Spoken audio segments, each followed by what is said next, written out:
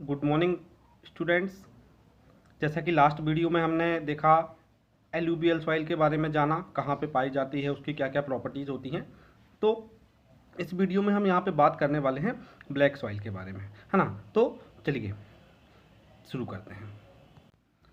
देखिए students, black soil के बारे में देखिए आपको कुछ अलग से नहीं करना है। आपकी जो बुक में लिखा है उसी को आप पॉइंट वाइज अगर आप पढ़ेंगे तो आप बहुत अच्छे तरीके से इन्फॉर्मेशन यहाँ से निकाल पाएंगे, है ना। तो फर्स्ट देखिए, the soils are black in colour. Obviously soil, black soil इसका नाम है तो उसको ब्लैक कलर में ही होगी, और कोई कलर तो होगा नहीं। And are also known as regur soil, है ना। ये यहाँ पे 2 पॉइंट हो गए। तो ब्लैक सॉइल ब्लैक कलर की होती है, और इसका एक और नाम क्या है उसको हम जानते हैं रेगुर सॉइल के नाम से, है ना। Black soil is ideal for growing cotton. अब देखिए यहाँ पे क्या है कि ये जो सॉइल होती है वो कॉटन ग्रो करने के लिए सबसे ज़्यादा आइडल होती है। देखिए हर एक सॉइल अपने आप में इंपॉर्टेंट है ना। जैसे एलुवियल सॉइल हमने देखा सबसे ज़्यादा फर्टाइल होती है ना, और इंडिया के बहुत बड़े पार्ट पे भी पाई जाती है। सेकंड नंबर पे ब्लैक सॉइल है, फर्टिलिटी में ये भी कम नहीं है, लेकिन अलग अलग सॉइल का अलग अलग प्रॉपर्टी होने की वजह से उनमें अलग अलग क्रॉप्स ग्रो करती हैं बेटर तरीके से, है ना। तो जो ब्लैक सॉइल है वो मोस्ट सुटेबल है किसके लिए? कॉटन्स के लिए। तो इसलिए इसको कॉटन सॉइल भी बोला जाता है। तो आप देखिए कितने नाम हो गए इसके, black soil, regur soil and cotton soil, है ना। इनमें से किसी भी नाम से इसको अगर क्वेश्चन आता है तो आपको ब्लैक सॉइल के बारे में ही लिखना है ना। अब देखिए बात करते हैं इस सॉइल का फॉर्मेशन कैसे हुआ है। तो कोई भी सॉइल के फॉर्मेशन के लिए बहुत सारी चीज़ें मैटर करती हैं। तो जैसे हमने एलुवियल के केस में पढ़ा था कैसे बनी थी।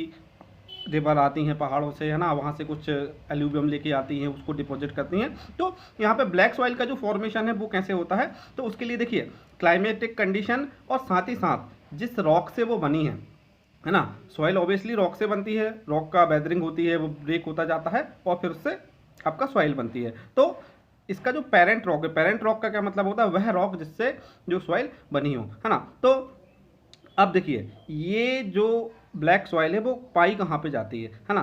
तो ये कहाँ पाई जाती है? अगर आप इंडिया का मैप देखेंगे तो मैंने आपको बताया था डेक्कन प्लेट्यू। डेक्कन प्लेट्यू कहाँ पर है? ये देखिए ये जो पूरा एरिया है ना, ये जो पूरा एरिया है इसको हम बोलते हैं डेक्कन प्लेट्यू। थोड़ा सा और इसको ऊपर तक ले लीजिए। हाँ, तो ये जो पूरा एरिया है इसको हम बोलते हैं डेक्कन प्लेट्यू। अब जो ब्लैक सॉइल है वो मोस्टली यहीं पे पाई जाती है। एक चीज़ और, मैंने आपको जब फर्स्ट लेक्चर जो था क्लासिफिकेशन वाला उसमें आपको बताया भी था कि इंडिया के मैप कैसे 2 पार्ट में डिवाइड कर दीजिए, है ना। तो ये वाला जो एरिया है वो पूरा ब्लैक सॉइल का है, और ये वाला जो एरिया है वो पूरा रेड सॉइल का है ना। अब देखिए थोड़ा सा ब्लैक सॉइल इधर भी, इधर इधर बीच में इधर भी है एक दो पैचेस, ये छोटे छोटे, इनको आप इग्नोर कर सकते हैं ना। तो मेनली आपको मेजरली क्या जो यहाँ पे मैंने मार्क किया है ये वाला जो एरिया है ये आपको बताना है। तो अब देखिए स्टेट वाइज अगर आप देखोगे तो कौन कौन सा स्टेट में आ जाता है, ये आपका देखिए यहाँ पे देखिए मध्य प्रदेश आ जाता है ना, पूरा महाराष्ट्र आ जाता है, और हैदराबाद जो तेलंगाना है उसका थोड़ा सा एरिया जाता है, और कुछ एरिया छत्तीसगढ़ का भी आ जाता है। तो स्टेट वाइज आपको ये नेम याद रखने हैं। अब देखिए जरा मैं इसके फॉर्मेशन के बारे में आपको बता रहा था कि ये सॉइल ब्लैक आखिर क्यों है। तो देखिए ये जो डक्कन ट्रैप वाला एरिया है ना, या डेक्कन प्लेट्यू वाला जो एरिया है, ये जो एरिया है जब ये बन रहा था, है ना, जब इसका फॉर्मेशन हो रहा था, हिमालय का फॉर्मेशन हो रहा था, जब इंडो ऑस्ट्रेलियन प्लेट और यूरेशियन प्लेट जब आपस में टकरा रही थी, तो उस टाइम पे इस पर्टिकुलर एरिया में बहुत सारे वॉल्केनिक एरप्शंस हुए। अब इन वॉल्केनिक एरप्शंस की वजह से जो लावा होता है ना, तो वो जो लावा है नीचे से निकल के ऊपर आया और फिर वो धीरे धीरे ठंडा हुआ। अब इस एरिया में जो पेरेंटल रॉक्स हैं ना, जो जिस टाइप के रॉक्स नीचे हैं तो वो हैं बेसाल्ट रॉक्स, है ना। बेसाल्ट रॉक्स कैसा होता है?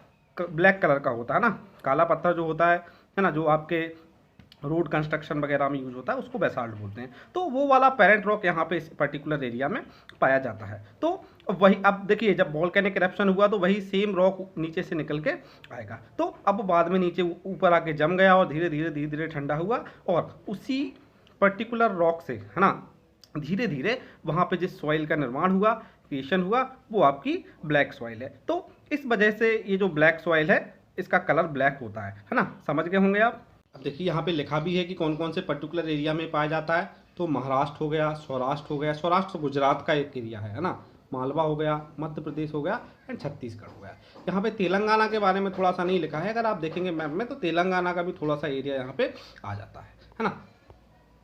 अब देखिए यहाँ पे इसकी प्रॉपर्टीज़ के बारे में थोड़ा सा बताया गया है। The black soil are made up of extremely fine clayey material. देखिए जरा, एक्सट्रीमली फाइन मतलब बहुत ज़्यादा छोटे छोटे पार्टिकल से मिलकर सॉइल बनी होती है जो ब्लैक इन कलर होते हैं। They are well known for their capacity to hold moisture. अब देखिए जरा, ये क्लेई मटेरियल होता है। क्ले मटेरियल क्या होता है, आपने अगर देखा होगा मार्केट में, तो क्ले एक मिट्टी होती है खास तरह की, वो मिलती है ना, बच्चे अलग अलग टॉयस बनाते हैं उससे, या आप ऐसे भी आपको मिल जाती है, पर वो नॉर्मली कम जगहों पे मिलती है। तो मार्केट में अगर आप जाएंगे तो क्ले जो मिट्टी होती है मार्केट में मिलती है, वो बहुत लंबे टाइम तक रखी हुई रहती है, लेकिन फिर भी तो वो कैसी रहती है, वो सूखती नहीं है ना। तो इसका रीज़न क्या है कि वो जो मिट्टी है जिसमें क्ले टाइप की प्रॉपर्टी होती है, तो वो बहुत लंबे टाइम तक मॉइस्चर को अपने अंदर ट्रैप करके रख सकती है। तो इस वजह से क्या है, वो गीली बनी होती है, नमी उसमें हमेशा लॉन्ग टाइम तक बनी रहती है। तो जो ब्लैक सॉइल है उसमें एक क्ले वाली प्रॉपर्टी पाई जाती है। तो इसकी वजह से क्या होता है कि काफ़ी लॉन्ग टाइम तक पानी को अपने अंदर होल्ड करके रखती है, और एक बार इसमें आप पानी दो, है ना, तो वो लंबे टाइम तक गीली रहती है। तो ये इसकी बहुत इंपॉर्टेंट प्रॉपर्टी है। In addition they are rich in soil nutrients. अब देखिए न्यूट्रिएंट्स, सॉइल न्यूट्रिएंट्स क्या होते हैं, यही मिनरल्स की बात हो रही है। तो इसमें बहुत सारे मिनरल्स होते हैं, such as calcium carbonate CO3, है ना, मैग्नीशियम, पोटास, है ना, और इसके बाद आगे क्या है, लाइम, है ना, पोटास और लाइम। तो ये जो मेन मिनरल्स है वो इसमें पाए जाते हैं। These soils are generally poor in phosphoric content. इसका क्या मतलब है, जो फॉस्फोरस वगैरह होता है वो उसकी इसमें कमी होती है ना। They develop deep cracks during hot weather which help in the proper aeration of the soil. अब देखिए इसका क्या मतलब है, आपने देखा होगा जो कुछ सॉइल होती हैं उनमें बहुत ज़्यादा क्रैक्स डेवलप हो जाते हैं ना। मैं आपको एक इमेज दिखा देता हूँ किस टाइप के क्रैक्स यहाँ पे डेवलप होते हैं। ये देखिए, तो इस टाइप्स के अगर आप देखेंगे तो यहाँ पे आपको क्रैक्स इस मिट्टी में देखने को मिल जाएंगे। अब इन क्रैक्स की वजह से क्या होता है कि एरेशन, है ना, एरेशन में हेल्प मिलती है। एरेशन क्या होता है, देखिए अब अगर ये मैं यहाँ पे ये क्रैक्स हैं, तो इन क्रैक्स की वजह से क्या है कि जो ऑक्सीजन है या दूसरी गैसेज हैं वो आसानी से यहाँ पे इसके अंदर फ्लो होती हैं, है ना। अब फ्लो होने की वजह से जो ऑक्सीजन का लेवल है वो काफ़ी अच्छा इस टाइप की सॉइल में रहता है ना। एडिशन को आप लिंक कर सकते हैं कि अच्छे तरीके से सांस ले पाती है मिट्टी, क्यों, क्योंकि जो गैसेस का फ्लो है वो आसानी से नीचे तक यहाँ पे होता रहता है ना। अब देखिए और क्या लिखा है, these soils are sticky when wet and difficult to work on unless tilled immediately after the first shower और during the pre monsoon prepare. अब देखिए जरा, ये जो सॉइल होती है स्टिकी होती है, काफ़ी चिपकती है यहाँ, है ना। तो अगर आप देखेंगे कि अगर आप किसी फील्ड में जाते हैं जहाँ पे ब्लैक सॉइल है ना, वहाँ पे थोड़ा बहुत बारिश हुआ है, तो अगर आप वहाँ पे चलेंगे तो जो आपने स्लीपर्स अगर पहनी हुई है तो आप देखेंगे बहुत 2-2 किलो की स्लीपर्स हो जाएंगी, है ना। बहुत उसमें बहुत सारी मिट्टी उसमें चिपक जाती है। या हाथों में भी अगर आप उसको हाथ से कुछ बनाने की कोशिश करेंगे तो बहुत सारी जो मिट्टी है वहाँ पे उसमें चिपक जाती है। बहुत ज़्यादा स्टिकी नेचर इसका होता है, और कब होता है, जब वो गीली होती है एंड डिफ़िकल्ट, तो उसकी वजह से उस पर काम करना काफ़ी आसान। अब देखिए ज़रा क्या लिखा है यहाँ पे, देखिए टिल्ड का यहाँ पे उन्होंने लिखा है कि अगर खेतों में ब्लैक सॉइल है, हाँ, अगर आपको उस पर काम करना है तो उसकी जो टिलिंग है, टिलिंग मतलब जो बखर चलाते हैं ना अपन, कोई भी मतलब खेत में कोई भी क्रॉप लगाने से पहले उसका बखर जो चलाया जाता है, वो जो प्रोसेस होती है उसको बोलते हैं टिलिंग, है ना। तो अब मान लीजिए कि किसी भी फील्ड में ब्लैक सॉइल है और उसमें बारिश हो गई, है ना, उसके बाद जैसे जब तक वो गीली रहेगी तो उस टाइम पे भी हम टेलिंग नहीं कर सकते हैं, है ना। लेकिन जैसे ही वो बहुत ज़्यादा सूख जाएगी अगर, तो बहुत ज़्यादा हार्ड हो जाएगी, क्रैक डेवलप हो जाएंगी, तो उस कंडीशन में वहाँ टेलिंग करना काफ़ी मुश्किल होता है। तो इसलिए आपने देखा होगा कि जैसे ही बारिश होती है, मानसून सीजन आता है, तो थोड़ी बहुत बारिश के बाद तुरंत ही कुछ थोड़ा सा सूखता है, वो पूरा नहीं सूखने देते, उसको थोड़ा सा ही सूखने के बाद वहाँ पे टिलिंग कर ली जाती है। इसका क्या रीज़न है कि क्रैक्स डेवलप भी नहीं हो पाते हैं और वो थोड़ा सा सूखने की वजह से ज़्यादा स्टिकी भी नहीं होती है ना।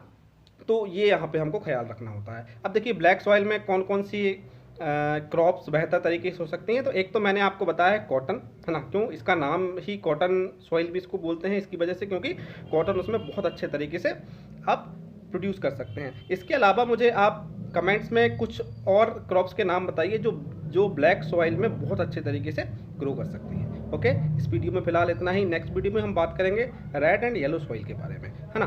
अच्छा, जाने से पहले एक बार मैं आपको मैप में और दिखा देता हूँ, ठीक है। तो यहाँ पे आपको मैप में ज़रूर बहुत अच्छे तरीके से ध्यान रखना है कि ये वाला जो पार्ट है ना, ये वाला जो पार्ट है ये आपका ब्लैक सॉइल है ना। आंसर में आपको इसको मेंशन करना है। दूसरा, याद रखने के लिए आप क्या तरीका अपना सकते हैं, ठीक है। तो उसके लिए देखिए इंडिया को 2 पार्ट में डिवाइड कीजिए, है ना। तो ये वाला जो पार्ट है, इस पार्ट को कहते हैं, अगर मैं इंडिया के ऐसे टुकड़े करूँ तो ऊपर वाला कैसा है, नॉर्थ, नीचे वाला साउथ, है ना। तो अच्छा, इसको ये हो गया ईस्ट, ये हो गया वेस्ट। अगर इंडिया के कॉन्टेक्स्ट में बात करें तो ये कौन सा एरिया है आपका, एक पहली बात तो थोड़ा सा वेस्टर्न है ना, उसके बाद साउथ वेस्ट में ज़्यादा ही आपको देखने को मिल जाएगी, है ना।